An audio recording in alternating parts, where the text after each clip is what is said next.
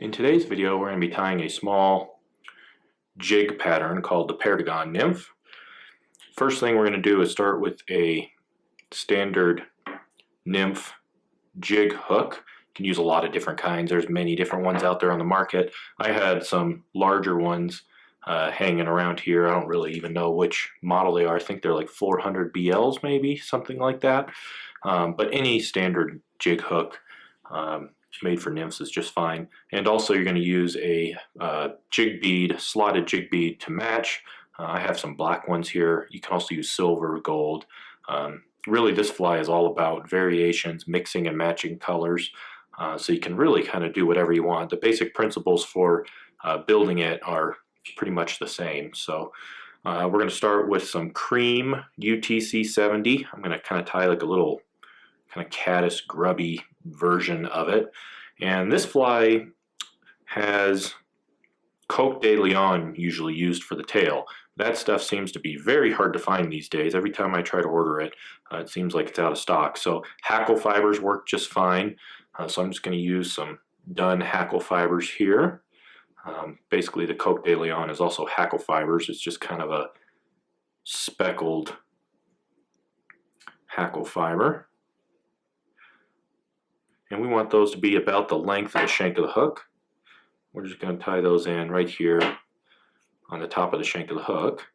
Now with this fly, you want to build kind of a tapered body.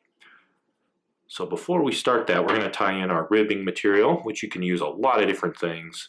I've seen guys use quill to build the body. I've seen guys just use thread. I've seen guys use wire. We're going to use some 6/0 Vivus chartreuse thread here, just kind of going along with our caddis grub theme. And after we do that, we're going to build the taper of our body. So we're just going to build it up a little fatter here by the bead. Make sure your bead's centered before you really lock it down in place.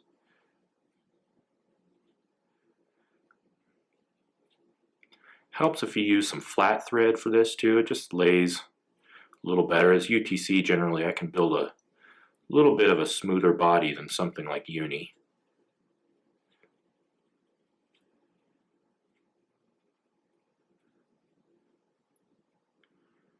I want it to be nice and thin down here at the back, and a little grubbier and a little more shoulders here towards the thorax.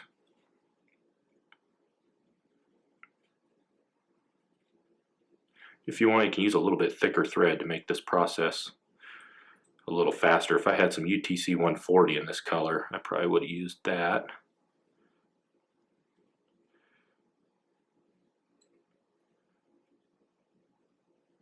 Alright, we'll call that pretty good.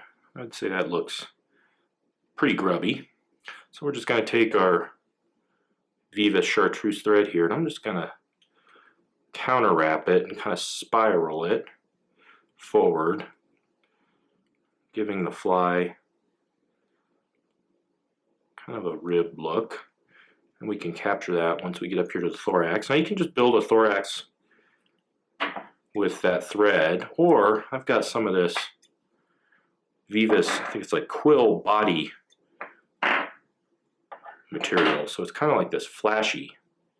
There's a little bit of flash to it, so it's kind of neat stuff. So I'll try a little bit of this. I'm just going to build a little bit of a thorax or head with this stuff. It kind of has some translucence to it, a little sparkle. Never hurts on these searching flies. I don't know if I mentioned too, you can tie this fly in a lot of sizes. You can tie it, we're tying a pretty large one here, just so you can kind of see what I'm doing. I think this is a 10, but you can tie them all the way down to 18s, really anything in between. We'll go ahead and we'll do a quick whip finish here.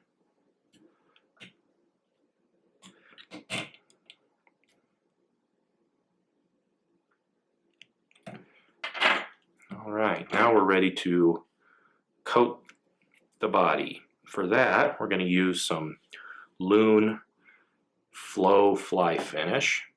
I'll also mention it does help to have a rotary vise for this fly. My rotary vise right now is missing an adjustment knob. Don't know what I did with it, so it's out of commission until I get another knob. So we'll just use my standard vise here. So it's a little harder with the standard vise here because you can see the fly kind of goes to the vertical position when I rotate it. So if you have a rotary vise, you're at an advantage because it makes it a lot easier to apply these resins much more evenly than I'm able to with my standard vise. But if you have a standard vise, it works fine. You just got to be a little more careful. And it helps if you have a standard vise to apply your glue a little slower, because if it starts going all over the place, it's very hard to recover. So I'm just slowly kind of adding it here. I want to cover all the thread with a nice sheen.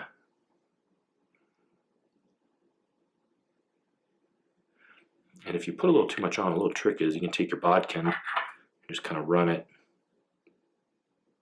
underneath the fly, and that'll actually suck off any extra stuff. It also helps to apply this in layers if you want to. So you can do a thin layer like I just did here. And if you want more, then you just do a second layer. It really helps to add in thin layers rather than doing it all at once. If you do it all at once, you tend to get lumps and bumps and things. So we'll do one more coat here.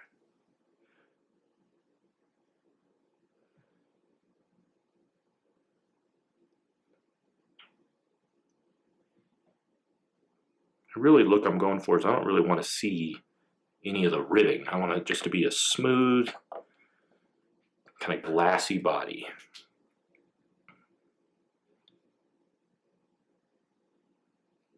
So I'm pretty happy with that body. You can see when UV light hits that chartreuse thread, really lights up. Now we can tie apply some black fly finish to basically the gap in our bead there, kind of on the back. I'll say the top of the fly because it's in my vise. When you're fishing this, it'll be upside down, so I would almost call it the back of the fly. And now we apply in small amounts on this too. So what I like to do is I kind of fill that little channel or gap first.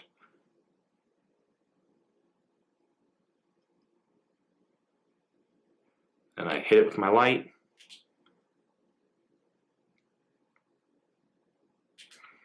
And then I'll apply a little bit more, and I want to apply like a little bump or a hump, kind of a little knob on the top of this fly.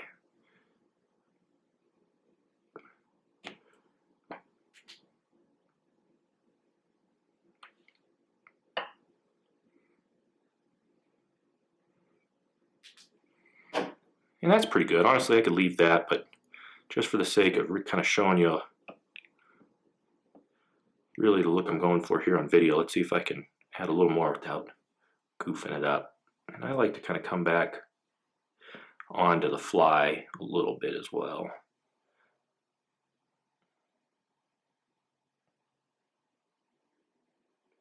Yeah, just like that.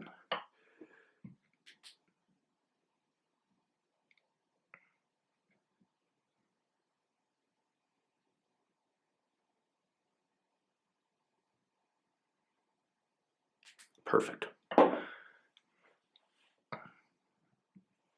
And that is how you do it. And like I said, you can mix and match all kinds of colors for this fly, but this little caddis grubby fly, this has actually worked really good for me in fast water, fooling those fish. That is the Perdigon.